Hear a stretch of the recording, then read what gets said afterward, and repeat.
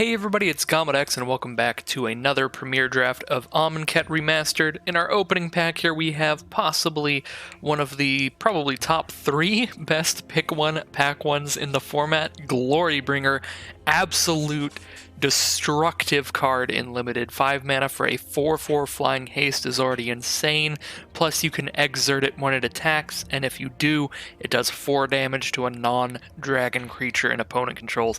That's gonna be basically anything. So for 5 mana, you slap them in the face for 4 flying damage immediately and kill probably their best creature.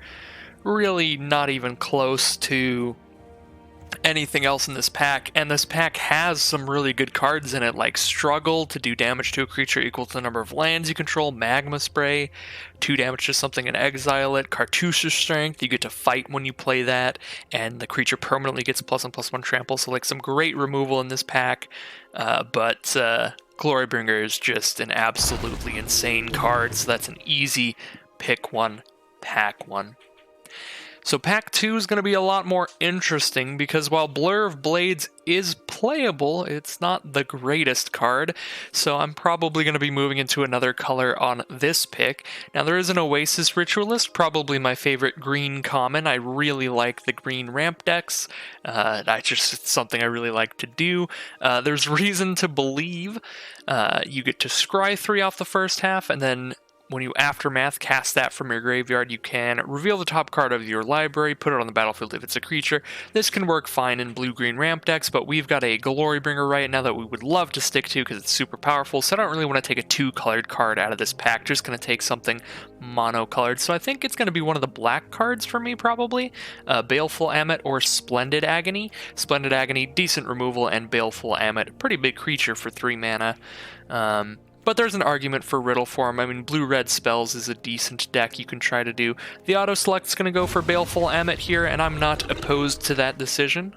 So we'll roll with that, and now I may take this black rare. So Bontu's Last Reckoning, for 3 mana as a sorcerer, you destroy all creatures, but then lands you control don't untap during your next untap step.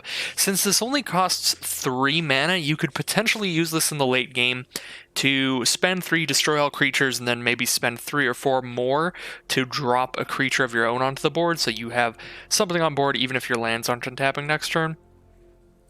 But even in the early game, if you really need to use this to survive, it seems fine. I think that Wrath effects that will destroy all creatures on the board, just tend to be inherently good and limited because you can almost never play around them just because they're so rare.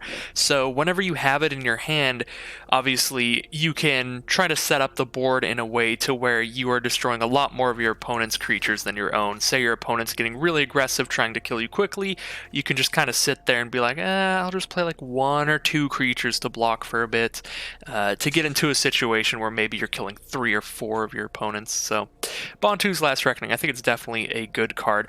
Definitely a little bit awkward in the format because the format is pretty aggressive, and obviously not as great in an aggressive deck as a control deck, but as I said before, you can always set yourself up to be getting value out of this card, to be killing more of your opponent's stuff than yours, even in an aggro deck. In this pack, I'm probably just going to take one of these black cards. There's a decent removal spell with Lethal Sting, and there's a Wander in Death, which is a nice value card. It cycles for 2, or in the late game, you can return 2 of your creatures from your graveyard to your hand. Probably just going to take the Lethal Sting here. Lord of Extinction's worth a mention. It's not impossible to splash, especially with green, but I think it is more difficult to splash in this format than usual, just because you really want your mana to be good, quick, and consistent because of how powerful aggro can be in the format. So while Lord of Extinction I think is a pretty strong card, it's usually at least like a 5/5 for 5. I don't really want to pick that up and try to splash it unless green is one of my core colors. So Lord of Extinction would be a pick that I'd take there just in case I end up in like green-black as my core, trying to splash in a Glorybringer off of something like Oasis Ritualist. Now we have a Claim to Fame. For 1 black mana, you can return a creature card with converted mana cost 2 or less from your graveyard to the battlefield. So in a decent aggressive deck with a lot of good 2-drops, this can be pretty nice. And then you have an Aftermath ability to get a little more power and haste. It's not actually like that insane of a card, but that pack just in general was not that insane, so I think it's a fine pick there. Now we have a Doomfall. Doomfall can potentially exile a pretty good creature on your opponent's field. It's going to exile one of your opponent's creatures, so it's definitely not good against any deck that is super creature heavy or token heavy, but even in those situations you can just choose to do the other half of this card and exile whatever card you want from their hand instead, hoping to obviously exile some kind of good removal or bomb from their hand off of that part. So, very rarely a dead card. It's only a dead card if you draw it off the top in the very late game, because then your opponent's likely to have tons of creatures and cards in hand. So red looks really heavily drafted here. It doesn't look like we're going to get a lot of red cards wheeling through these packs, which is a little unfortunate. I think maybe in that case Lord of Extinction would have been a bit of a better pick than I think the Lethal Sting that we took in that pack, because we might be able to move into green-black and splash in the Glorybringer instead of trying to be black-red. But at the very least here, black seems to be relatively open. Like, we still have a Wasteland Scorpion here, which is nice. But I think I'll take this Canyon Slough. Or Slaw, I don't know how to say that. It's just a decent mana fixing card, as well as being one of the cycling lands, which are always nice, so that if you're ever flooded out, this is not a complete dead draw on turn 10 or 11 or whatever. So yeah, Canyon Slaw, pretty nice card. It's also something that is a rare that I would like for my collection, and we did wheel a Merciless Javelineer, so that's good for red-black, even if red itself is not super open. But maybe there just hasn't been a lot of red cards in these packs. Maybe the RNG just hasn't been our favorite, because I think Desert Ceradon's like decent, and they've still been in these packs at the very least. I just do like the large cycling cards that you cycle them for cheap if you're in the early game and you just need a response to whatever your opponent's playing, or you draw them in the late game, bam, you've got a 6 mana 6/4. It's pretty large. So yeah, Merciless Javelineer, I suppose I didn't go over it in that pack. It is a 4 mana 4/2. You can spend 2 mana and discard a card to put a -1/-1 counter on a creature and make it so that creature can't block this turn. So in a very aggressive deck, you can use this to shut off your opponent's final blocks to break through for the last little bit of damage. And just in any deck, you can just use this to start discarding lands in the late game to start weakening your opponent's field. So we're just going to keep taking the stuff in our colors. I mean, green seems real open here with the Bitterbow Sharpshooters and a Hope Tender. Maybe I'd rather just take a Hope Tender, because I don't think I'll be playing a Pursue Glory. Don't think I'm going to end up that aggressive. And wow, a Naga Vitalist too. That makes me feel like we should almost definitely have tried to go into green-black and just splash other things, because both of these cards are just great for splashing. Ooh, what? I'm here. Okay, alright, that was concerning. I guess Naga Vitalist only taps for mana that you already have, but it is good for ramping, I should say. I guess, yeah, both of these only tap for mana you have. This one untaps your lands, and this one taps for a mana that your lands could produce. So we have two good green ramp cards. Neither of those actually help us splash. Yeah, it feels really weird to get them that late, but maybe the ramp decks have just really fallen out of favor. Suppose we'll see. I mean, neither of these is a Oasis Ritualist or whatever it's called, the 4 mana 2/4 that can tap for 2 mana, but they're still pretty good. Anyways, this pack here is not very good. I mean, the blue cards are pretty insane. Curator of Mysteries and Lay Claim are both absolute bonkers, but we're not going to be able to play any of those, and the red and black cards aren't that good. I think I'm just going to take another Naga Vitalist there, and just in case we end up in some kind of green rampy thing, we'll have access to 3 different green ramp cards now. And here we have Puncturing Blow, pretty good removal in red. 4 mana, you do 5 to a creature, but most importantly, it will exile the creature when it dies, so you get to shut off any Embalm abilities, or even the multicolored gods in the set that could come back from the grave. You get to shut that off too. So that's very nice. Bone Picker can be pretty insane, because At worst, it's a 4 mana 3/2 Flying Death Touch, which is quite good. And at best, if you have your 2 mana creature trade off with their 2 mana creature, all of a sudden you get to cast this for a single black mana, which is absolutely absurd. I think I'll actually just take a Bone Picker here. We're definitely not heavy into red off of this, off of all these picks so far. So I'm going to leave myself a little more open to moving over into like black-green, splashing a Glorybringer by not taking the double red removal. However, now might be the time to take the double red removal because we've got Puncturing Blow or Ronus's Stalwart. I guess Ronus's Stalwart is decent, but if we are in green, we already have 3 green 2-drops. And if we're in green, we're probably trying to be kind of a slower, I don't know, just with like Bantu's Last Reckoning and Glorybringer, that makes me feel like we're more just trying to hit powerful cards than curve out. I think I'm fine to go with Puncturing Blow here. Missing out on Ronus's Stalwart is not missing out on a whole lot. There's another Puncturing Blow here. Well, we found the red cards. They just all happen to be removal. So Shafet Monitor helps splash, because for 4 mana you can cycle this, search your library for a basic land or a desert. That could obviously be a mountain. And then you draw a card. Or we have Doomed Dissenter, which is a 2-drop in the only color that I'm 100% sure that we're playing, which is black. And then we have another Puncturing Blow. Auto Picker suggests Puncturing Blow. We'll roll with that. I like that you get the auto suggests at the end of the pack to kind of make these little decisions for you when it's really close between the things. It'll give you a little suggestion, and you can roll with it or you can swap out if you want. So Hollow One is not a very good card. It's a 5 mana 4/4 essentially. There are cycling cards in the set, but if you're cycling in this set to make it cheaper, you're going to be spending 2 mana to cycle most of the time, in which case this isn't actually any cheaper. It just lets you cycle the same turn you play it. I guess it's a 5 mana 4/4 that cycles for 2. I think I'm still going to take it over the Thorned Moloch. We just have so many cards at 3 mana, and just being able to cycle this if we don't have the mana to cast it makes it actually pretty decent. Plus, mana-wise, with whatever our deck ends up being, we'll be able to cast that for sure. I do like Desert Ceradon here, or the Evolving Wilds. I'm just going to take the Evolving Wilds. It's a much safer pick, because it can grab whatever mana we need, regardless of our deck. And there's another Desert Ceradon. I do like the card. There's also a Ruthless Sniper. Whenever you cycle or discard a card, you can spend 1 additional mana to put a -1/-1 counter on a creature.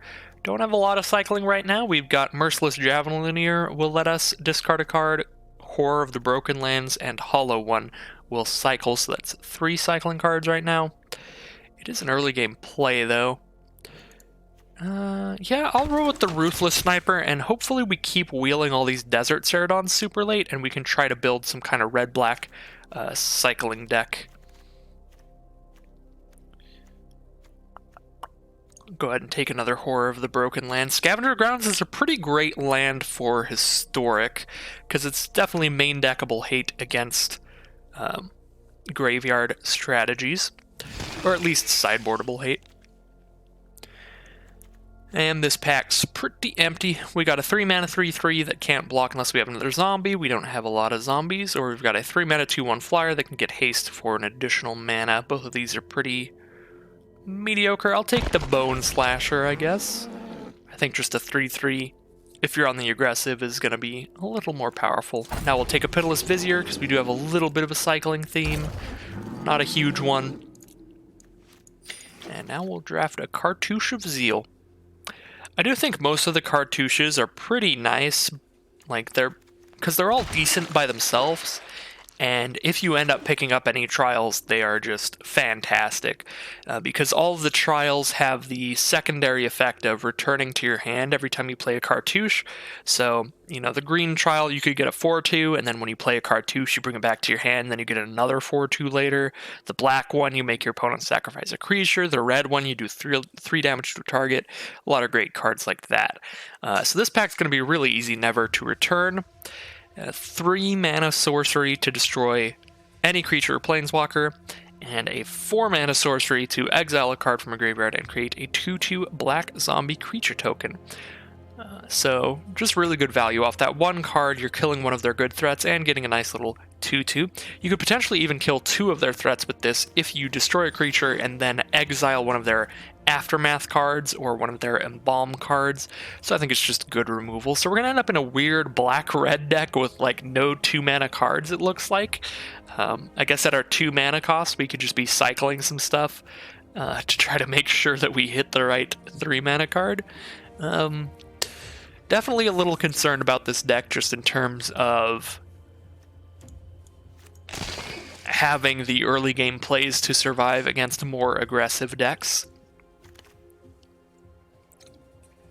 But certainly with the right draws, we can just Bantu's Last Reckoning those aggressive decks and just 3-for-1 them into oblivion and just win from that point on. But yeah, we're really not seeing the 2-drops. I think that this draft pod definitely understands the importance of 2-drops, at least more than I do.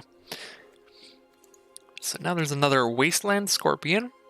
We haven't taken one of those yet, and I do like the versatility of it being a nice little Death Toucher to trade up against large creatures, or you can just cycle it if you don't need it. Anything with cycling I just like quite a bit. I think I'll actually go with Desert Ceradon here, though. It really does not look like we're the kind of deck that is going to be winning with our early game plays, so I'm just going to try to make sure that in the late game, if I can survive to the late game, thanks to Bantu's Last Reckoning, Never to Return, Puncturing Blow, any of that kind of stuff, if I can survive to the late game, hopefully I can just go large and have better cards than my opponent. So there's a Desert of the Glorified here, which is very nice. Again, another one of those lands that you can just cycle in the late game, and neither of these early drops are that great defensively. I guess I am really hurting for the early drops, so maybe... I don't know, there was a decent case for either of those. Now I'm easily going to take a Firebrand Archer. I just need something at the 2 mana slot, because I am not going to be splashing in green for just some random ramp. So I really need some 2 mana cards here. Cartouche of Ambition, I think, in general is better, because this card is really good. 3 mana, you give one of your creatures +1/+1 in lifelink, and put a -1/-1 counter on an opponent's creature. But I'm not going to have any creatures to throw that Cartouche on until like turn 5 or 6, so the life gain might not even bring me back into the game at that point. We could take another Firebrand Archer or a Nimble Blade Kenra here. Either of those is definitely fine. We're looking for blockers. I think I'll go with the Nimble Blade Kenra this time. It's just a little more defensive than the Firebrand Archer. The Firebrand Archer would die to a single -1/-1 counter, which is definitely rough. Now we're certainly starting to see some of these early game cards we were looking for before. I'm definitely going to take the Magma Spray out of this one. Dune Beetle's certainly like decently large for its mana cost, but a lot of the time your opponent's just going to have exert triggers or pump spells or any kind of nonsense to be able to easily trade up even into like a 1/4. So it's not that insane, whereas Magma Spray, I could do it in response to like their exert trigger to give something +1/+1 and flying or something. Just get rid of that creature forever. Yeah, Nefcrop Entangler seems probably correct here because I'm just so low on 2-drops. And now I'll definitely take another Puncturing Blow. Alright, we're another one of those just red-black mountain of removal decks that I do tend to draft quite a bit when I'm in that kind of color scheme in just like any format. We did wheel the Dune Beetle, or one of them. I don't remember exactly how many there were, but there were quite a few.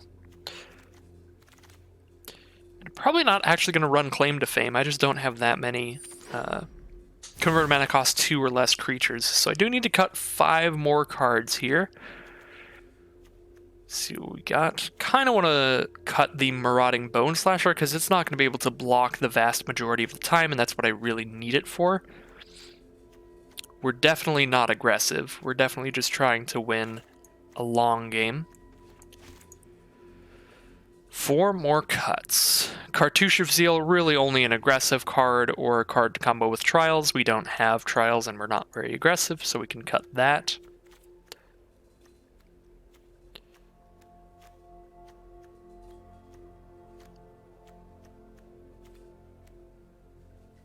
Three more cards to cut to hit the 17 land deck.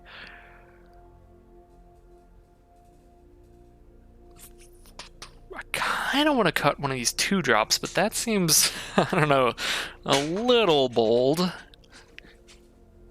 Amonkhet is always quite aggressive, or at least usually. Suppose I can cut one of these Pitiless Viziers. They don't seem that great. And with the Ruthless Sniper, we should check how much cycling we have to really combo with it. We've got the 1 Wasteland Scorpion, a Merciless Javelineer, Hollow 1, 3 Horror of the Broken Lands, and 2 Desert Ceradon. So that's actually 8 cycling cards. I think that is definitely enough for a Ruthless Sniper, especially because we want these cheap plays.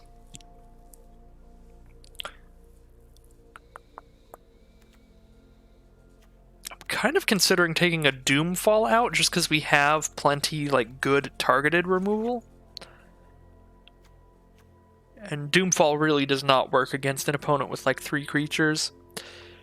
Then you're banking on them having a decent card in hand, which does happen a lot of the time, but I just feel like Doomfall is, as I said before, pretty bad if you draw it in the very late game. And any of our other removal will still be relevant if we draw it very late. So I want to cut one more card. I think everything in here is at least decent now.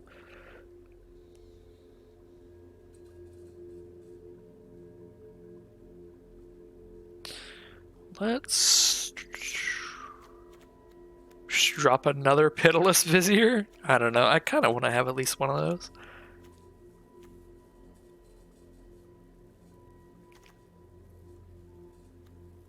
What is our weakest 2-drop? Our weakest 2-drop would be the Nefkrop Entangler, just because we're unlikely to be attacking with it. The Firebrain Archer's ability might actually be relevant now and then, whereas I feel like Nefkrop Entanglers would very rarely be.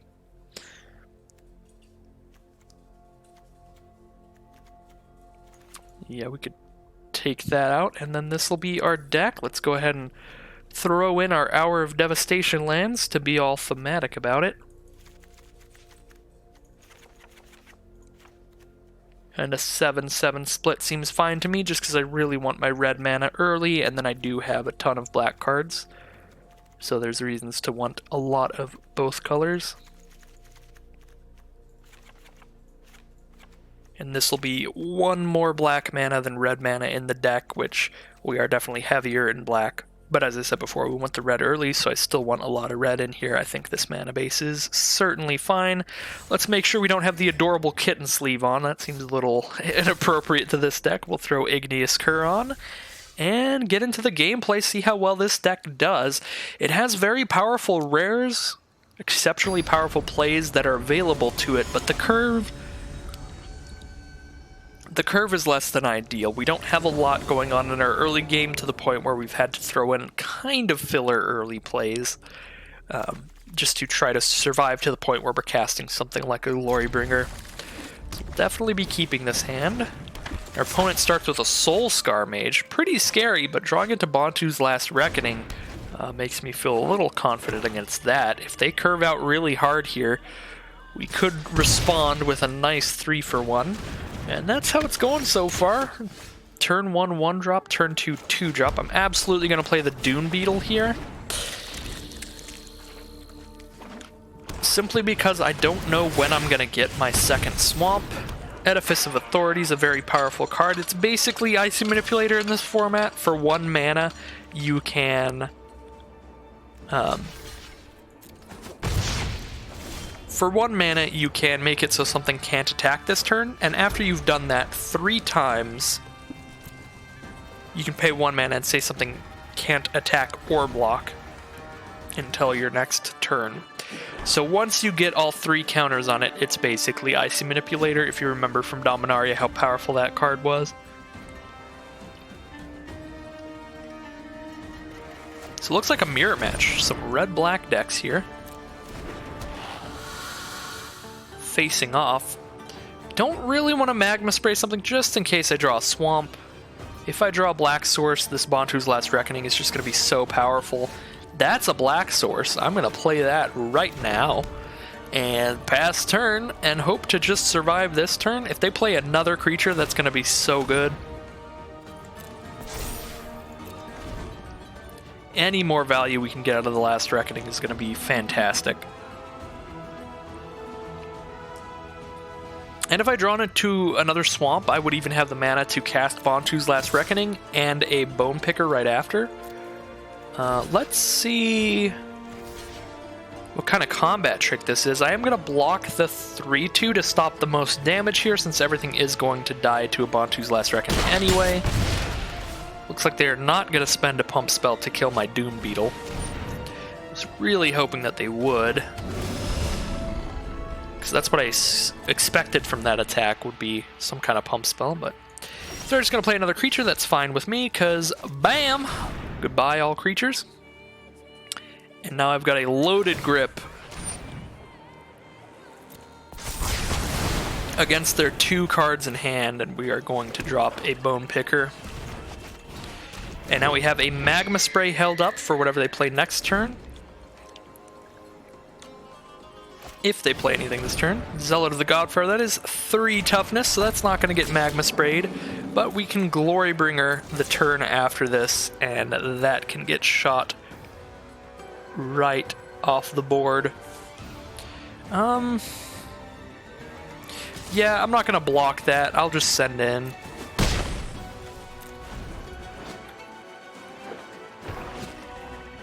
They do have 5 mana now, so they have enough to use that ability if they're not doing anything else.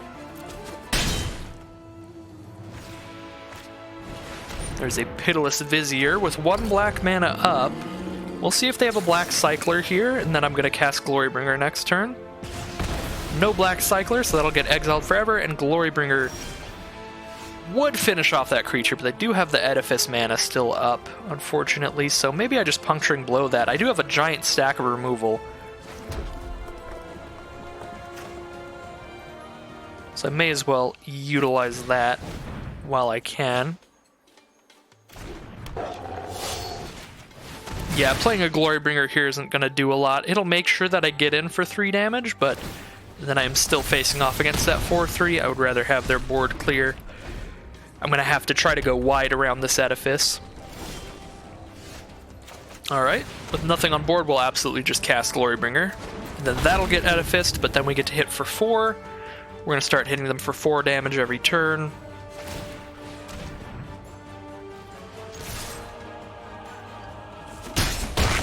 With 2 removal spells back up, I'm feeling very confident in this game. Very confident that the Bantu's Last Reckoning was just a little too much. Really swung things in our favor. So I'm going to play a Baleful Ammit. I think I'm actually going to throw a -1/-1 counter onto my Glorybringer, because they're going to keep using Edifice on that anyway right now. This will spread out my threats more to where now if they Edifice Glorybringer, they're stopping the same amount of damage as they would on Bone Picker. And apparently they just drew into probably another land or just some creature that wasn't going to do it, because there is the concession. So that's just the sheer power of Wrath effects in Limited, like Bantu's Last Reckoning. If it weren't for Bantu's Last Reckoning, we were handedly losing that game, but with that card, we swung things right in the opposite direction. Absolutely absurd play for a Limited game. Alright, there's another. Alright. I mean, this hand is not good if my opponent is a green-blue ramp deck. But if they're an aggressive white deck, we can just sit here with a Doom Beetle, as we did last game, hoping to stop all of the early damage, and then just Bantu's Last Reckoning later. I have a Never to Return backup as well. I don't really want to drop the Scorpion out, because I'd like to Bantu's Last Reckoning them for more. Sunset Pyramid is not the kind of card I want to see with a Wrath in hand, because that's just going to sit there and give them value off of a non-creature card. Maybe we're not Wrathing anytime soon.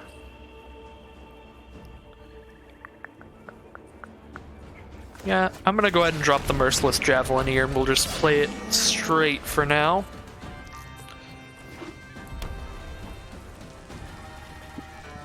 Save Last Reckoning as a backup.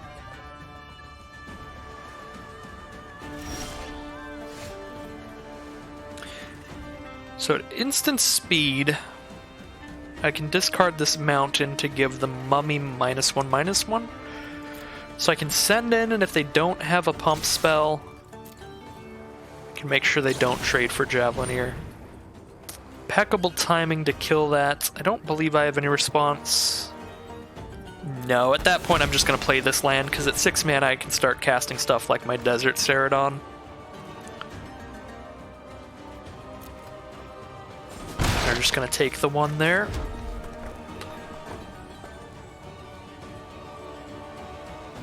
I will just pass still. Because I don't want to trade my Wasteland Scorpion for a 2/2 Mummy anyway.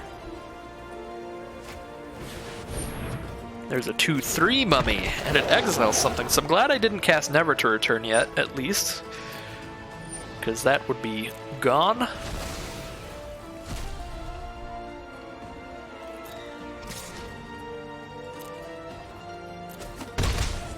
Alright, I think we're going to start blocking with Dune Beetle. Ooh, Horror of the Broken Lands. I mean, that's actually like the biggest creature on board by far, because it's a 4/4 naturally, and if I cycle another card, it turns into a 6/5, and it can beat both of those even if they double block.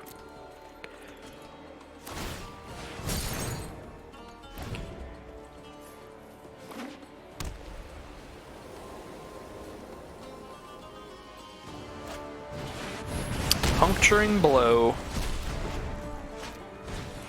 And a Fan Bearer, tapping down my Doom Beetle to send in for 4. Let's play a Desert Ceradon, see if they have another removal spell. This will go pretty poorly if they just tap it down. Alright, nice. They had another removal spell. Nice, alright. That's exactly what I was hoping for. I was like, this will go really poorly if they just tap it down by playing another zombie, but if they dump another removal spell at this, then I've hopefully gotten rid of all their removal, as well as now they've got 4 things out for my Last Reckoning. Unfortunately, with Sunset Pyramid on their field, allowing them to just keep drawing cards, they've drawn 2 off it already. They're going to draw a 3rd, and then keep scrying. Bantu's Last Reckoning is not like the biggest 4-for-1 or anything like it could potentially be. Yeah, I think I'm still just gonna do it here. And then I'll just pass the turn.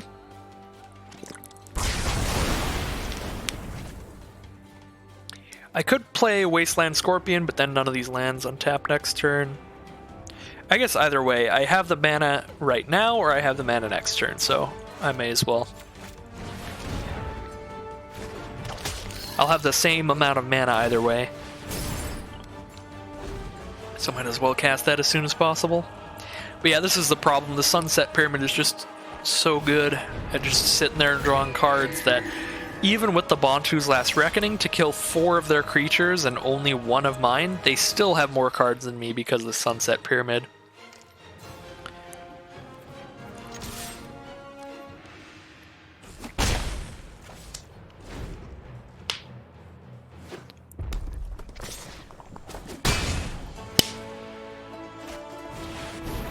Zealot of the God Pharaoh is really scary when they have enough mana to use that ability.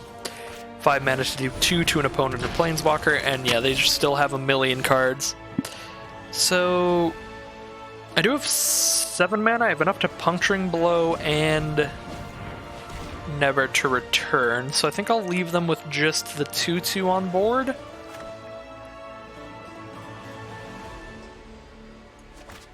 exile the flyer.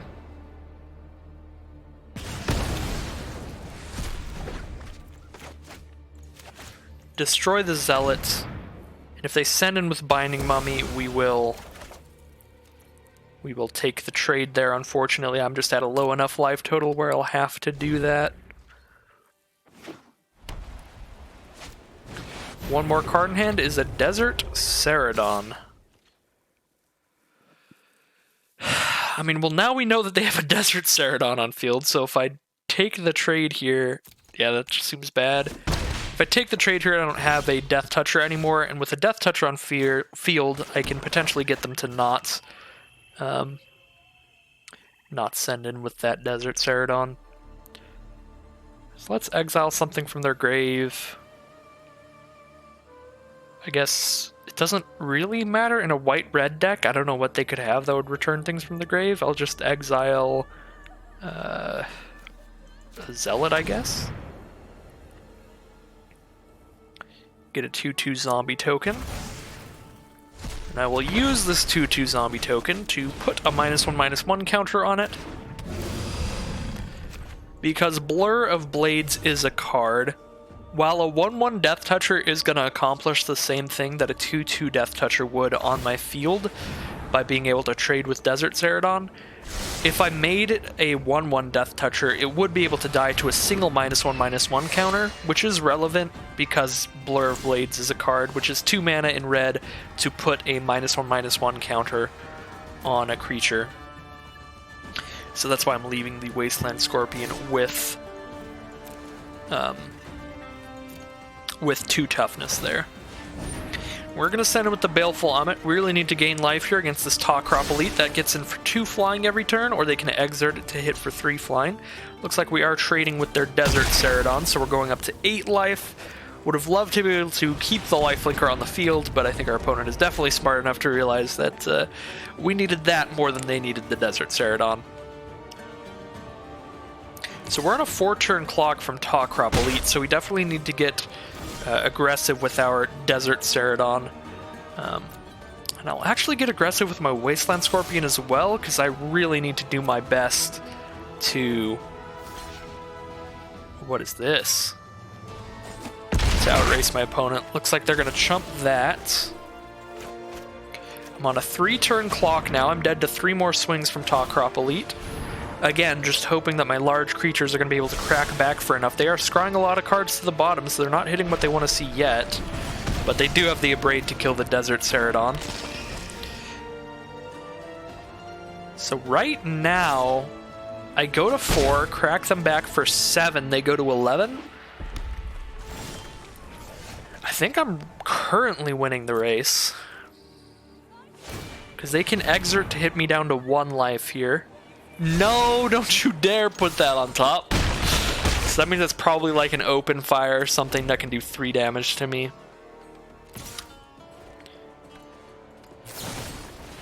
Or just a Mighty Leap for exactly lethal. Exactly +2/+2. They only needed 1 more damage for lethal though, because they could have exerted it to give all their creatures +1/+1. Still definitely feels rough though. That was a game that was,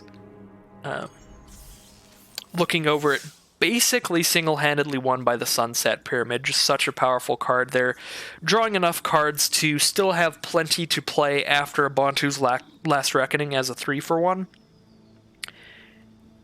Or technically a 4-for-2, because I killed 4 of their creatures. I spent my Dune Beetle and my card in hand. So yeah, any game where they didn't have that Sunset Pyramid, I think I would have handedly won, but the card is quite nice. That is why I do value that card pretty highly in draft. But I have not seen it going around in these drafts at all. I think people have realized its power level as well. I did notice in the early drafts of this set that I was watching some other people do, I saw way too many Sunset Pyramids going around in the packs. That card is a very high pick. This is an absolute mulligan. We can't cast anything here. And I can keep this. Definitely hoping to hit my 5 lands for Glorybringer here. I think I'm going to be putting Pitiless Vizier on the bottom. And we'll start off with, well, don't have a Turn 2 play. Actually, just going to start off with a swamp. Because if I just keep drawing black mana, I'm definitely going to want to cycle this desert. And that is possible. Wasp of the Bitter End. They put that in this set? That's super weird that they put this very specific, like, Planeswalker deck card in the core set. Or in the main set. So here's an Evolving Wilds for a mountain, which is pretty nice. But yeah, that was initially from the Bolas Planeswalker deck. There's only one Bolas in the set, and it's Mythic Rare, so it's really weird to just put this in the draft set. Okay, Bontu. Okay, Bontu. So Bontu's not actually that insane.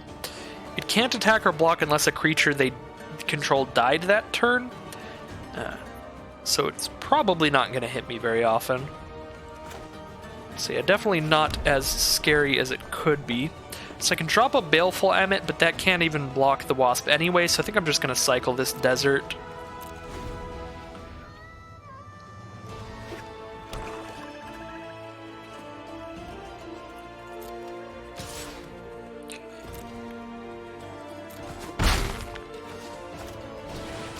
Canvas Scrapper. Because, yeah, the other thing about this hand is with the draw of Bontu's Last Reckoning, I am trying to roll into one of those. And I would rather not kill a lot of my stuff when I do that. So I get Bontu's Last Reckoning now, and then I can... I kind of want to just Glorybringer next turn, think of it. Like, come to think of it. Just Puncturing Blow the Kenra Scrapper and then Glorybringer the Wasp. Seems alright. They probably have a lot of removal over there, though. I'm going to Puncturing Blow the Scrapper. We'll see how it turns out. The Wasp is definitely still a good card in draft. It is a 2-mana, 2/1 flyer, if nothing else. Which is nice and aggressive. Cheap, evasive card.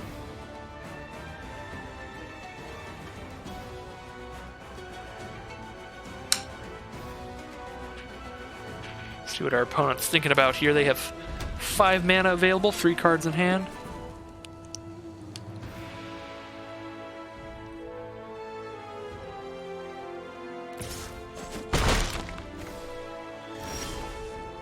Just attack with the Wasp of the Bitter End. 5 mana up at instant speed. Well, if this is 5 mana instant speed exile a creature, that's going to feel bad. But that's going to get us really regardless. Exert the Glorybringer. Alright, well at least we've killed the Wasp. Even if they kill it right now, we've already guaranteed we're killing the Wasp out of this. Alright, so they'll just sacrifice it to Bontu's effect to scry a card and drain us for a life. See what they play now. Gravedigger, bring back the Wasp. Now, we're definitely going to just try to take over this game by playing our big cards. We're going to play a 4/4 this turn, potentially a 6/4 next turn if we draw another basic land. Puncturing Blow on Glorybringer is fair enough. Yep, we're definitely playing a 6/4 this turn now. Yeah, we're just trying to outsize our opponent's plays. They don't have the mana to sacrifice Gravedigger. If they did, I would not attack here, because then Bontu would be able to block, which would obviously kill my Horror of the Broken Lands. That would be bad.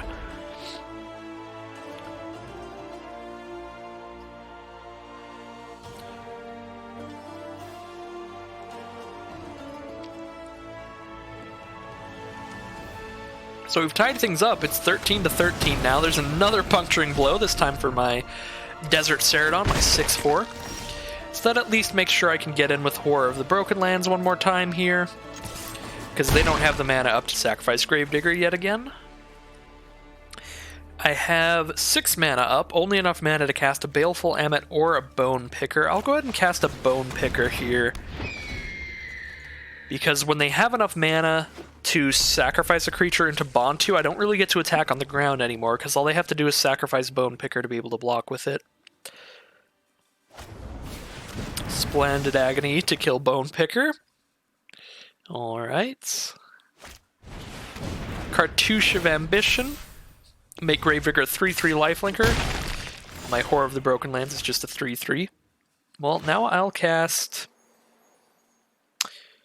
Firebrand Archer and Puncturing below their Gravedigger, I think.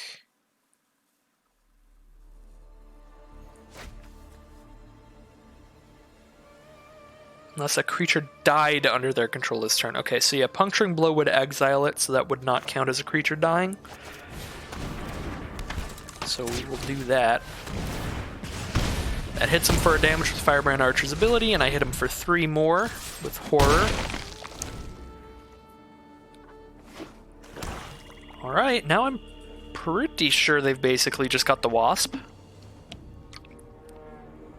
If that is all they have, then they'll have to play the Wasp, and if they want to block, sacrifice the Wasp to block with Bontu, and then they won't have any more creatures. No, there's a Kenra Scrapper as well.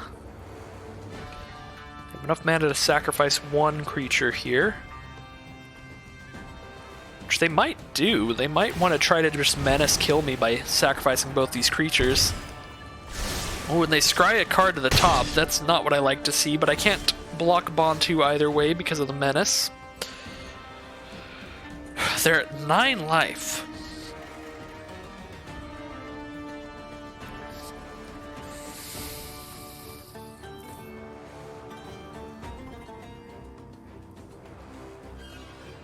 They've got to be trying to like swing in with Bontu again next turn, I feel. This might be a situation where I'm going to Bontu's Last Reckoning and 3-for-1 myself just to get rid of their 1 creature to try to make sure Bontu can't attack, but maybe the top card of their library is just another creature. If the top card of their library is some kind of burn spell, like a Open Fire or something, I'm screwed either way, so maybe the safest play is actually just play a Wasteland Scorpion and a Baleful Ammit. Then I have 3 blockers. I guess...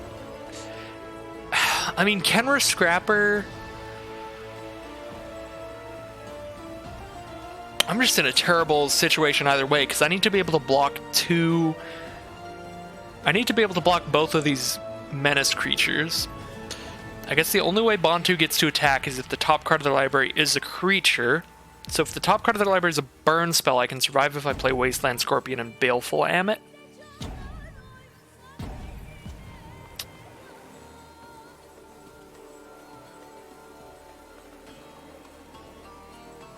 Yeah, I don't know what's right here. I think I go no attacks and just play as many blockers as I can.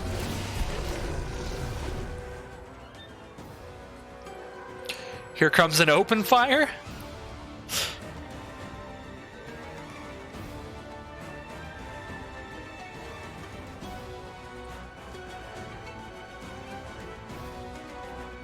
Any removal and I'm just dead. Okay, Lord of the Accursed. So it is a creature. They scry a card to the bottom. So I'm glad that I didn't Bontu's Last Reckoning. If I Bontu's Last Reckoning, I would have just died, because they would have cast a creature, sacrificed it. I would only have 1 creature to block with, because I only had enough mana to play 1 creature after Bontu's Last Reckoning. So I played correctly to survive them drawing a creature.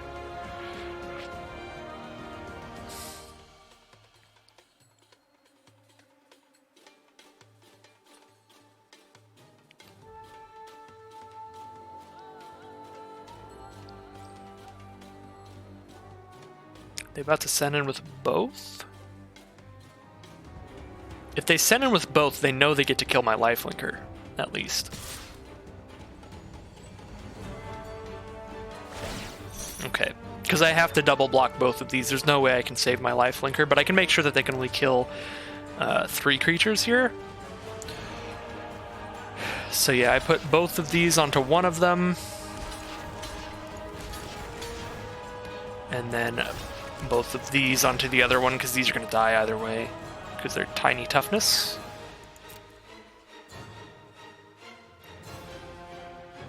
Unless Bantu has trample, then I just died. No, just menace. Alright. So my lifelinker is gone, which is not what I like to see. Attack for 3, put him down to 7. If I play a Dune Beetle, that does speed up the clock by a turn, because then I hit him for 4 each turn. So I'm going to play the Dune Beetle. So they're dead in 2 turns, if they don't draw into anything. Ooh. Never is a good draw, but I feel like if they ever draw a creature, they're just going to straight up sacrifice it into Bantu and put me to 1. And they scoop! They didn't draw into a creature or a removal spell in those 2 draws. Whew. That was a really scary game. Really scary game. I definitely took a long time to think about what I wanted to do when they had the Bantu and the second Menace creature out. But I'm glad I did, because that got me the game over time. Alright, so like black-red late game is working pretty well. Black-red with just a few early game blockers, a ton of removal, and pretty nice large late game creatures. It's definitely working out so far. Alright, and this is very keepable. We got a Bantu's Last Reckoning, we have a Wasteland Scorpion and a Never if I don't want to do that. And I've got a Puncturing Blow potentially if I hit another red mana. We are on the play here. I'm just going to drop this desert.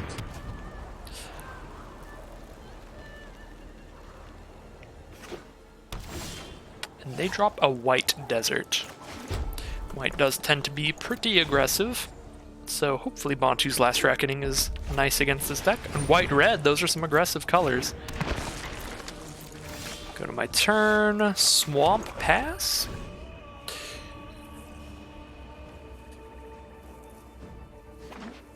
Hoping to set up for a pretty large Reckoning. And I don't want to block with a Wasteland Scorpion anyway.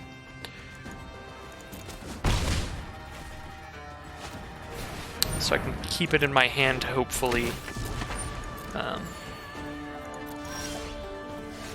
Hopefully just kill other creatures. Would have really liked a mountain there so I could Puncturing Blow the Sunscorched Champion, because this can Eternalize for 4 mana, come back from the grave as a 4/4. So I really want to make sure that can't come back from the grave. I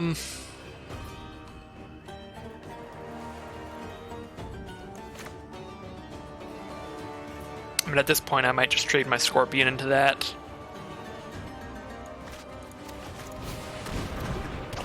So maybe I can at least get that to Eternalize before I crack a Reckoning.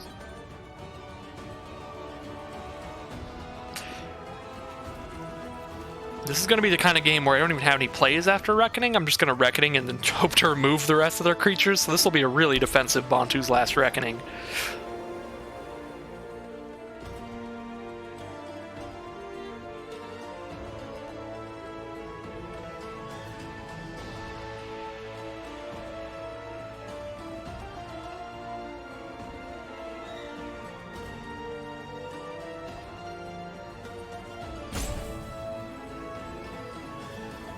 So opponent does have 5 cards in hand with 4 mana up, so they're thinking about a lot of things here, and one of the things definitely to consider is that if they just send in with Sunscorched Champion, if I trade with Wasteland Scorpion, they could potentially just bring it back immediately, so that is one thing to consider.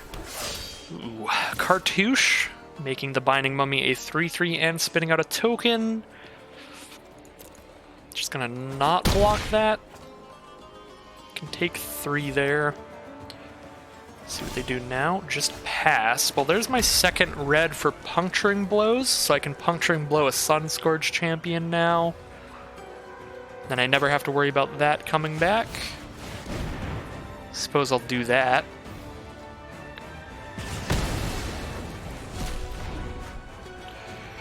Oh yeah, and Cartouche of Solidarity gives first strike too, so I'm very glad I didn't block that, because I forgot about the first strike, if I'm being entirely honest. And the first strike would have been very important. That would have killed my Scorpion without even being able to death touch the Binding Mummy. That's just gonna keep hitting me for 3. Don't have much to say about that.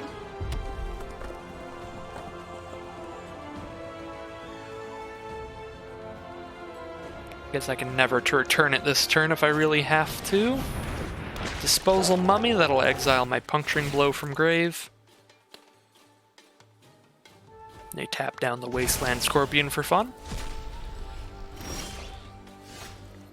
Bone Picker's not a bad draw. Now I can Bantu's Last Reckoning and cast a Bone Picker right afterwards. Trying to think if it'll be better to Never or to Puncturing Blow here. If I want to kill that Mummy. Because I still don't think I want a Last Reckoning.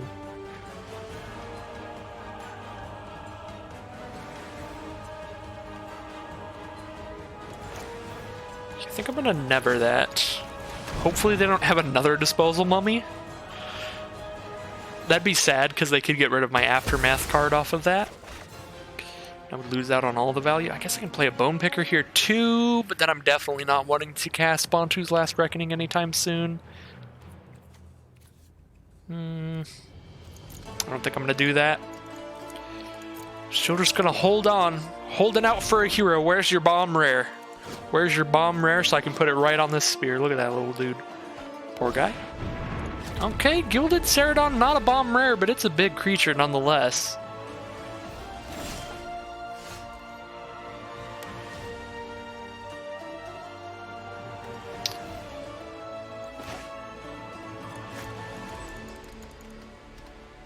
Do I still just hold out here? Whenever it attacks, if you control a desert, there's one of your graveyard, target creature can't block this turn. I don't think I hold out, because then I can't block this turn. And I take 4, 5, 6, 7 minimum. If they have that like +2, +1 to everything card, I'm really dead.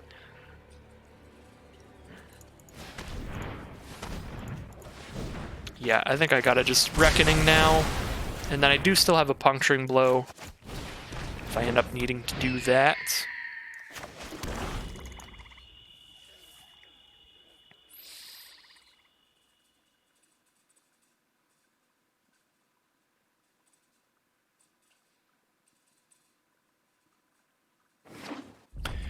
So there's a land. They have 6 mana now, but no plays, so maybe they just got a hand chock full of removal. We'll definitely see when we attack here if our Bone Picker gets impeccable timinged. We don't have any counterplays to that kind of thing. Looks like a no. Well, we can return and exile their Gilded Ceradon, I suppose. Make a 2/2.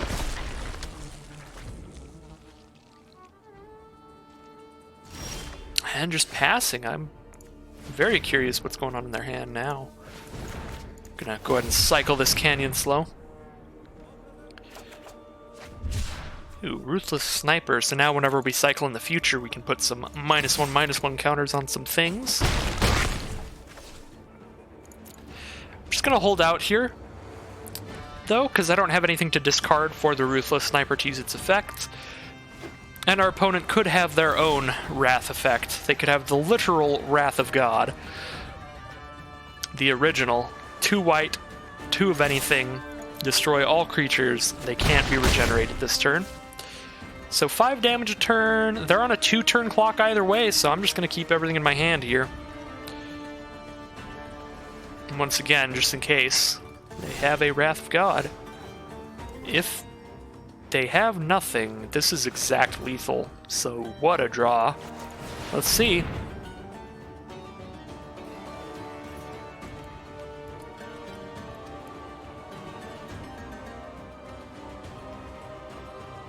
That'll be 9 damage. 5 from what we currently have out, and 4 more from the Flying Hasting Glorybringer. They do have an open fire. They are going to go ahead and kill our Bone Picker with that. We do still hit them for 6 this turn, so they are still on a 2-turn clock now. Only 3 damage from dead. Probably actually should have played one of these creatures. That way, even if they had another sorcery speed removal spell, they'd still be dead. Because then they could sorcery speed removal the Glorybringer, but then still take 3 from a zombie token and a Dune Beetle or something. It's like they're just going to scoop them up either way. But I think that play was definitely wrong. I probably should have dropped a Dune Beetle there. Just so we win, even if they have one targeted removal spell. Alright, so 3 wins and 1 loss with this deck. We're 1 win away from 4 wins, at least. I was about to say 1 win away from 4 and 3. That would be... counting my chickens before they hatched. That would be a little unfortunate. I get 1 more win. I'm like, alright, resign, 4 and 3. We did it. But no, 1 win away from at least 4 wins. We could do better than that, even if I rarely do. So we're against blue so far. There's a Desert of the Mindful. I'm going to start out with our Canyon Slough. Provides whatever color we need in this deck. So we're against white-blue, starting off with a Labyrinth Guardians. They may be a white-blue Embalm kind of deck. That is one of the strategies in white-blue. White-blue can focus around flyers, as it can in almost every format, or it can focus around Embalm and Eternalize in this set, getting a lot of value by recasting their creatures in the late game. Could cast a Wasteland Scorpion here, or I can just drop a Desert. I think I'll just drop a Desert, because Dune Beetle holds down the fort pretty well. If they don't have a Prowess trigger off Spellweaver Eternal, we get to trade Dune Beetle, or we get to block with Dune Beetle and just kill the Spellweaver Eternal. If they do have Prowess triggers, I guess we will be trading Dune Beetle for some kind of instant speed trick. But I would expect they just pass turn here, and they do. Spellweaver Eternal is such a weird card just for how insanely aggressive this is as a little blue creature. It's a blue creature that does 2 damage to your opponent if it gets blocked, and it's a 2/1 with Prowess. Alright, so we have 4 mana now. We have access to our Puncturing Blows. We're 1 mana away from Glorybringer. We could play a Nimbleblade Kenra and just have another blocker out here. And we'll roll with that, I suppose. Don't really want to throw removal at these creatures. They all feel pretty small. And I'm not exactly sure how the templating works, but I think if I try to target Labyrinth Guardian with a Puncturing Blow, I think it might sacrifice itself and still go to the graveyard. I would hope it still gets exiled so they can't bring it back, but that might not be the case. So here's a Shimmer Scale Drake, good old 3/4 flying for 5, or it can cycle for 2, very good card. We are going to Puncturing Blow that unless we hit a land. We did not hit a land. If we hit a land there, Glorybringer would have been awesome. We get to kill their Drake and hit him for 4, but instead, we'll go ahead and do a nice little Puncturing Blow and pass the turn. So our opponent does seem to be through.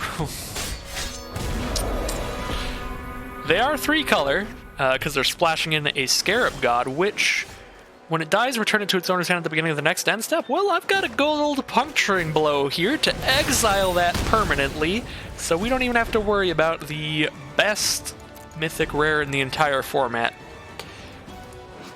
So that would have been absolutely destructive if I did not have the backup Puncturing Blow. If all I had was a Lethal Sting, we would have been very screwed there, but Puncturing Blow did a lot of work for us there. Now they have a Solitary Camel as a 3/2 lifelinker. We'll go ahead and play a Bone Picker, so now we have a flyer to potentially start hitting them. Start slowly winning the game in the sky. Solitary Camel will trade for our Nimbleblade Kenra if they send it in. We will absolutely take that trade, though. Get the lifelink off the table. And now we've got our Glorybringer mana. Let's see if they have a counterspell. That looks like a nope, so this will be really nice. Go ahead and just kill one of those Spellweaver Eternals. Don't really want to kill a Labyrinth Guardian, since that one can just come back. They do have a Desert's Hold for the Glorybringer, but that is why you always exert the Glorybringer on your first attack. Even if your opponent's creatures don't feel like they matter, like these Spellweaver Eternals, your Glorybringer is very likely to get removed by some kind of sorcery speed removal spell, so it is almost always better to just immediately exert it. So even if it gets removed immediately, you've gotten the value out of it by killing their Spellweaver Eternal type card. So now we drop a hollow one. There's an Aven Wind Guide from our opponent. Would be really nice to have another Puncturing Blow here, but we don't have like 5,000 of those. We do have a Never to Return now. So if we had 7 mana, we could kill that and then exile it from their graveyard. We'll need 4 mana to do that. So I think we're definitely just trying to win this game by having larger creatures than our opponent. So I can only cast 1 spell this turn, but I could cast any spell that I want outside of Desert Ceradon. I feel like if I Lethal Sting the Wind Guide, they are just going to bring it back anyway. I can take 2 a turn, especially if I just drop down a lifelinker here. Let's just drop down the Baleful Amulet as a lifelinker. And I'll send in... If I send in the hollow one, it trades for Aven Wind Guide or both the Labyrinth Guardian and the Spellweaver Eternal. I think I want to save Bone Picker back. I guess I can get rid of the... I should have waited to cast Baleful Amulet till main phase 2, because I totally forgot about my flyer. Then I could have sent in Bone Picker, and if they blocked with Aven Wind Guide, I could have exiled it from their grave. That would have been... Actually, no. I can only cast Return from my graveyard. I always forget that, because these just look like regular split cards. So even if I did that, I couldn't have exiled the Aven Wind Guide from their grave. Yeah, I don't think I'm blocking with Bone Picker. Let's just send both in. And they do take the trade here, which means that we can... They're going to take both trades. Nice. So we can fully kill the Aven Wind Guide next turn. And then potentially return the other Embalm card. I guess maybe they have enough mana to do both.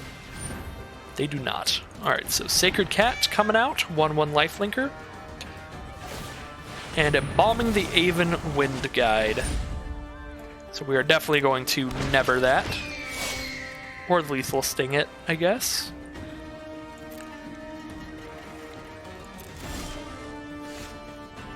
There's a Ruthless Sniper. Let's...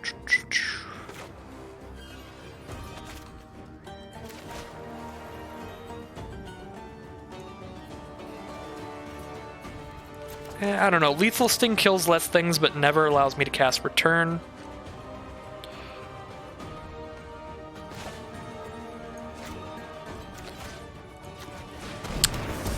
Yeah, I'll just do never. The argument against doing that would be that I could potentially kill a Planeswalker. If they got lucky enough to get a Scarab God and a Planeswalker, though, I'll just let them get the win, I guess. But now I have Return ready to exile something from the grave and grab a 2/2. So if they don't cast Labyrinth Guardian from the grave this turn, I get to get rid of any of that value that they had. Alright. Probably should have dropped Ruthless Sniper there, so I could potentially kill the cat. But I kept it in hand here just in case I wanted to, like, cycle a Wasteland Scorpion. That seems a little loose, though. Probably should have just dropped it. Now I've got enough for Desert Ceradon. If I attack with a 4/3 lifelinker, it's going to trade for, like, their 2/3 token. Not a huge fan of that. But then Desert Ceradon kind of just gets to come out and do its thing. All these Embalm cards are really going to give him time to draw into something, though.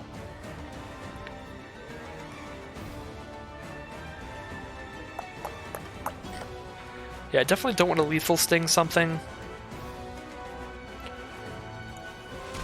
I guess let's drop a Ruthless Sniper first, not drop a Desert Seret on this turn, so I could potentially do something really nice here with a cycling card, because maybe they did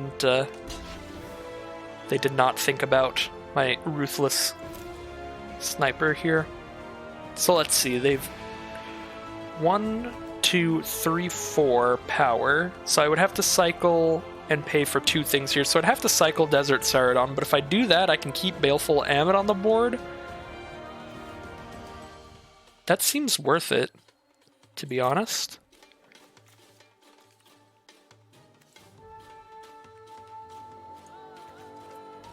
Yeah, that seems very worth it. Cycle Wasteland Scorpion. Get rid of the Sacred Cat.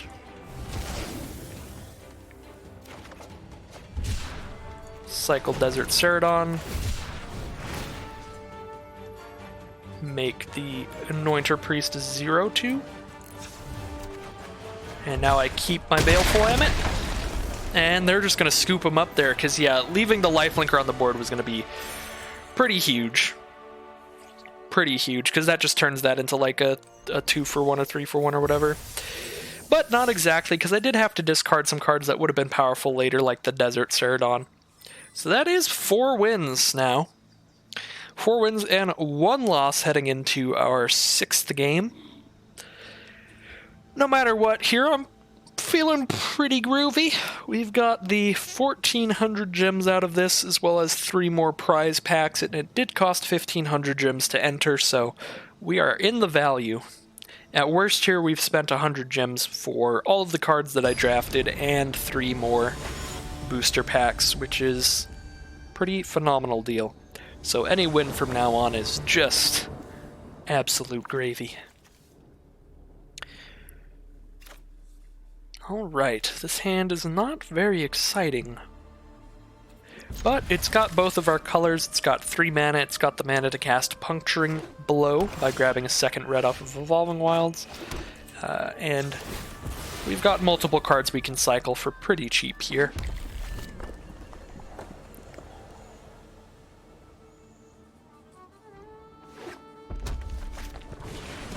There's a Harsh Mentor to start things off for our opponents, so whenever we activate an ability of an artifact, creature, or land on the battlefield, we take 2 damage. Luckily, that won't be happening very often, I don't think. I will drop a Desert of the Glorified. Pass the turn. Don't really want to cycle the Desert Ceradon until I have to. I do have 4 mana already. In hand, that is. So I could potentially have the mana to cast this Ceradon in the late game. Alright, if they played like a Kenra Scrapper or something there, I might have cycled the Desert Ceradon, because then I would just really need some kind of defensive play to play this turn, but if all they're going to have is a 2/2, I am fine to just take my time, just use some Puncturing Blows to survive until I'm casting creatures that are hopefully larger than anything they have, like their little 2/2 Harsh Mentor.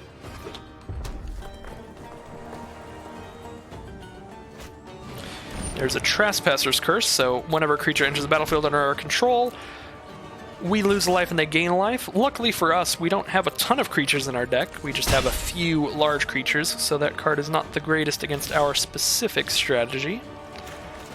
Alright, I do have the mana to Puncturing Blow and Never to Return now, but I think I'll just play a Pitiless Vizier. Definitely not going to block Harsh Mentor with that, but I may trade into something larger later. I've got 3 very nice removal spells in hand. Feeling pretty safe here, but I am going down to not the most ideal life total. Definitely going to kill Neheb right now before it does anything crazy with its ability. And I may actually trade trade into the Harsh Mentor by cycling a card here. I mean, that would still be trading down, because I'd have to basically trade Horror of the Broken Lands into that, or Desert Ceradon into that, which I don't really want to do, but I don't want to go that low, because then I can't play a lot more creatures with that Trespasser's Curse.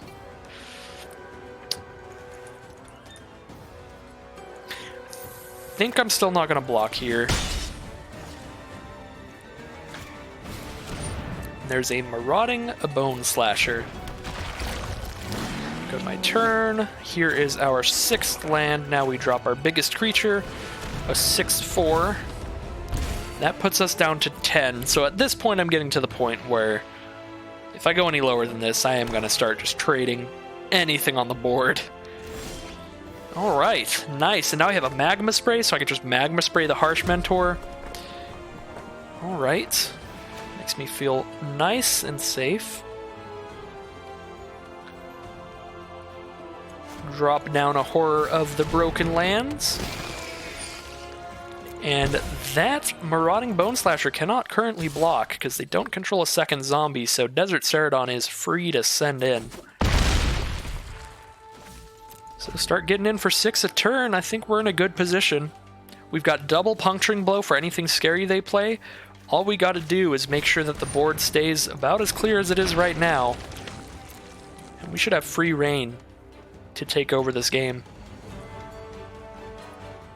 I am actually going to probably Magma Spray the Festering Mummy just to not get a -1/-1 counter on any of my dudes. That'll also shut off the Bone Slasher from blocking. Which, yeah, and now I just cast a Never to Return to get a 2/2 zombie to block with. I'm actually going to send in the... Well, no. I would rather save it back. That can trade with the Bone Slasher on an attack. Alright, just exile Neheb so they can't wander and death it later if they draw another one of those. And pass turn.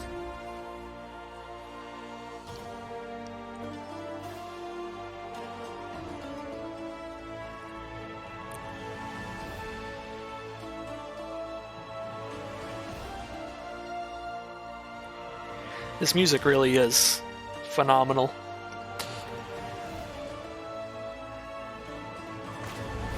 Splendid Agony to kill the Pitiless Vizier.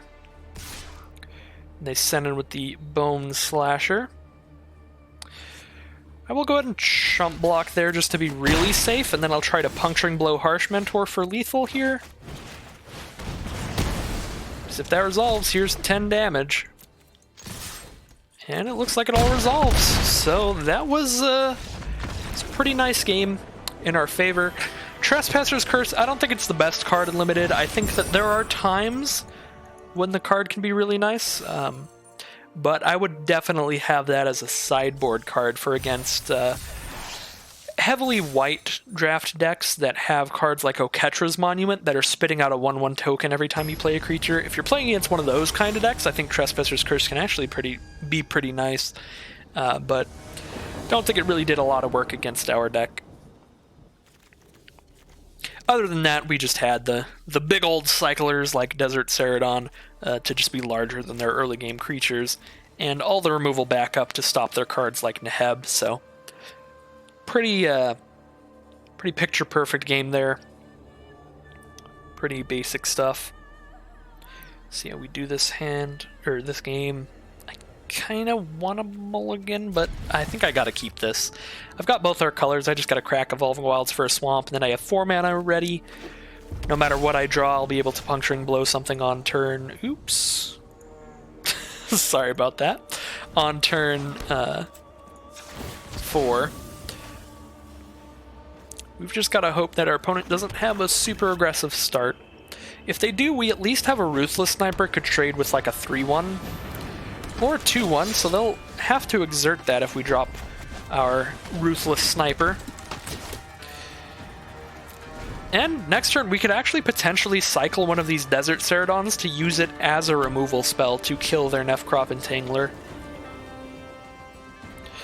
Which is nice. We might end up having to do that. with an Earthshaker Kenra out, we're definitely going to have to start cycling these to use them as removal spells with Ruthless Sniper's ability.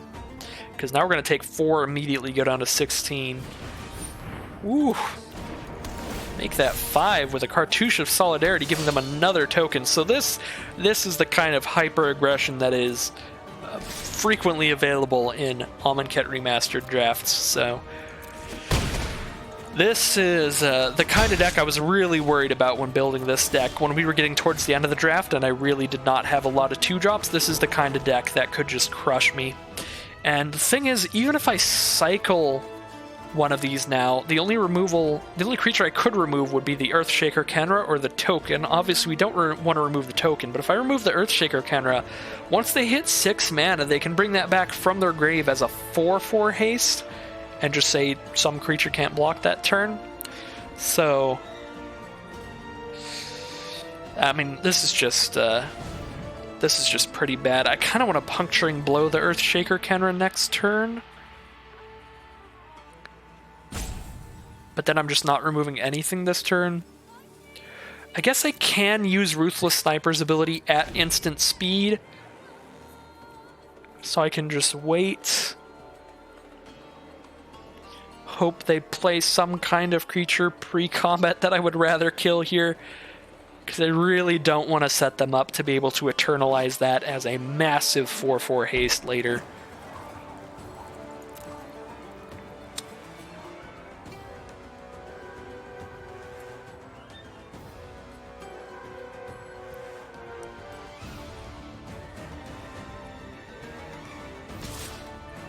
Send in with the squad. Debating whether to send in with their token. I hope they do, because that'll make the block really easy for me. I'll just slap onto the token. Unfortunately, they're going to attack, and they're going to exert. Actually fine with the exerting here. I'll take 6 and go to 9. I think I'm safe to do that. Because then the Entangler does not untap.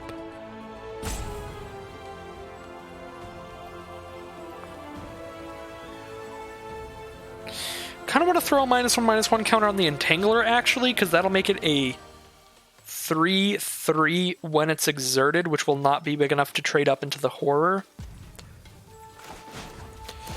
I'm going to do that, because I'm definitely going to Puncturing Blow Earthshaker Kenra next turn. So we'll just whittle that down to a 3/3 stop of damage there, and Merciless Javelin here is not the worst draw. I could also just block the Kenra, but no, I'm not gonna lose my Ruthless Sniper. Ruthless Sniper with Merciless Javelin actually turns every land that I draw into, for 3 mana I can discard it to put 2 -1/-1 counters wherever I choose, so that's a pretty nice combo. But for now we're gonna Puncturing Blow the Earthshaker Kenra. I don't want to have to worry about that nonsense. And past the turn, I can block their only creature that can attack this turn, and all I have to do is cycle 1 more card to permanently kill Nefcrop Entangler now.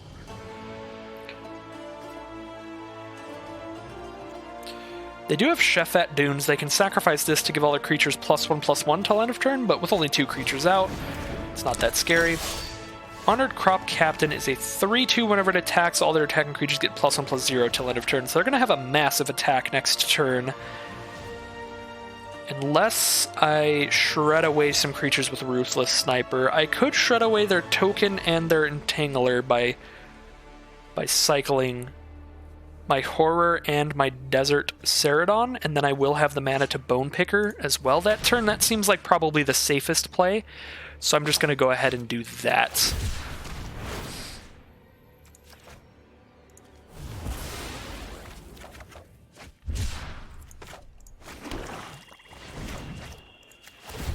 Because if I just stay safe here, they've got 1 card in hand. So I can definitely win this as a long game. So all I need to do is just survive this initial onslaught, and that clears the board to just Honored Crop Captain, which I can trade with Bone Picker if they send it in. Which I think is worth it here again, just because if this goes to a long game, Merciless Javelineer plus Ruthless Sniper is just such an absurd combo that it'll be really hard to lose with that going on. And now I have another Puncturing Blow as well. I could also just Bantu's Last Reckoning, and then they have nothing on board and I still have a full grip. Then I don't have the Sniper plus Javelineer combo. But that seems fine because that seems safest.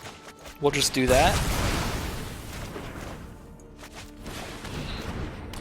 And pass the turn. I suppose it's not a full grip, it's just a removal spell and a Javelineer.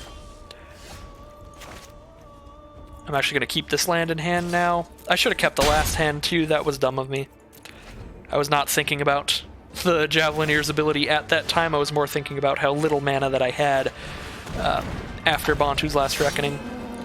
Okay, so we should be really safe now, because I've got more than enough mana to dump multiple -1/-1 counters onto creatures, and they're the kind of hyper-aggressive deck that is going to have tons of 1 toughness creatures, or at largest 2 toughness creatures, because we've seen Oketra's Avenger, 1 toughness stuff out of Cartouche, Nefcrop Entangler, and then, yeah, just all those creatures are pretty small. Pretty easy to just shred those away with Javelineer's -1/-1 counters. They're dead next turn if Horror of the Broken Lands survives. So we'll just drop that out. We've got exact lethal on board if they don't have any creatures or removal spells. We can kill them. Even if they have a creature, Merciless Javelineer, no matter how large that creature is, will stop it from blocking. So I'm pretty sure we've just got lethal now. Yep. It looks like we just stabilized, hit him for 10. Oh, they're looking now. They do have an onward. Target creature is plus X+O, where X is its power, so that was just the concession onward there. So, wow. Ruthless Sniper really won that game. That was fantastic.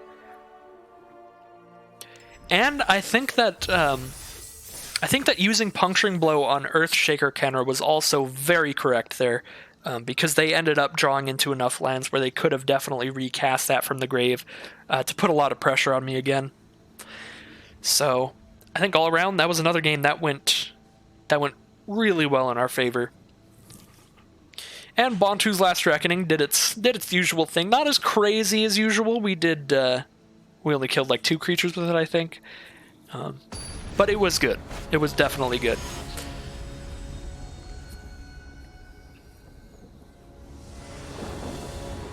All right.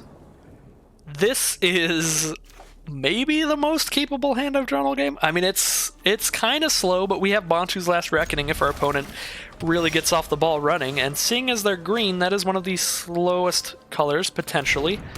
Green can be these rampy kind of decks. So we'll see what we got here. They do start with a Naga Vitalist. I will drop another tapped land. Pass the turn.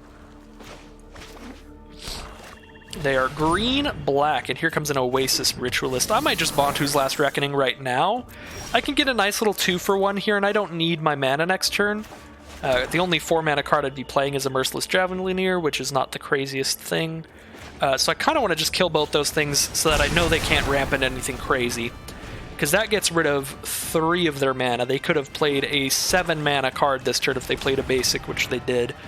So I really like shutting off all that. Yeah, they could have literally cast that Greater Sandworm this turn if I didn't Bantu's Last Reckoning. So I think that was definitely a good idea.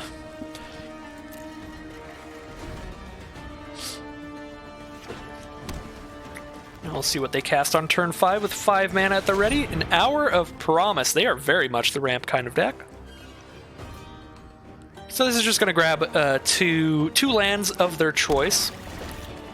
Just a couple basics. So they have access to 7 mana again with 3 cards in hand. So this could be time for a Greater Sandworm or something. I think our best response if they're going to start casting Greater Sandworms is to just drop a Glorybringer and try to race them. So let's just get in there. Because we don't have any removal for Greater Sandworms right now. We do in our deck. We've got Never to Return and Lethal Sting. Both can destroy any creature. Those would be fantastic draws against this kind of ramp deck. They do have a Wander in Death, returning Greater Sandworm and Oasis Ritualist. So Puncturing Blow is not going to be big enough to kill Greater Sandworm, so I might just use it on Ritualist here, because I don't really want to exert my Glorybringer. I want to make sure that they are dead in 5 turns to it. But if I'm all in on racing here, I should probably just cast a Desert Ceradon. The extra 2 mana off of the Oasis Ritualist is... I don't know, I feel like it's not really going to do anything right now, because they already have 8 mana. That'll just make sure they have 10 mana. They'd have enough to cast Greater Sandworm and a 3 mana card. I can't see how that would go super poorly for me by letting them keep Ritualist right now. I think they would basically... Oh, okay. Alright, well, they showed me exactly how that could go poorly. By dropping a Cartouche of Strength to get rid of my Glorybringer. Well... that would have happened anyway, but it would have happened 1 turn later, so I guess I should have exerted on the Ritualist there. But hindsight is 2020. I think I just drop Merciless Javelineer, use its ability to shut off a block. I hit them for 6, and then they're at 6 life. Do I want to play a land this turn? I have 2 cards in hand. Yeah, I don't have enough to... I don't have enough time, really, to cast all these cards, so I think I will be playing a land this turn. So I'll drop Evolving Wilds to get 1 more land out of my deck. Because I can just discard a Hollow one to make it so they can't block this turn. If that's where we're at. They need 1 more removal spell to survive. If they don't have a removal spell, they need to play 3 creatures, because otherwise Javelineer, I can say that can't block, and that can't block, because I'll have 3 creatures in hand, or 3 cards in hand, and 6 mana ready. So let's see, Defiant Greatmaw. That is 1 blocker.